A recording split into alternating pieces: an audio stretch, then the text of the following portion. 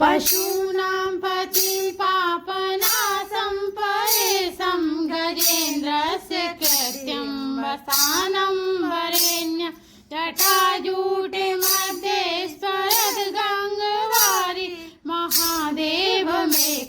स्मर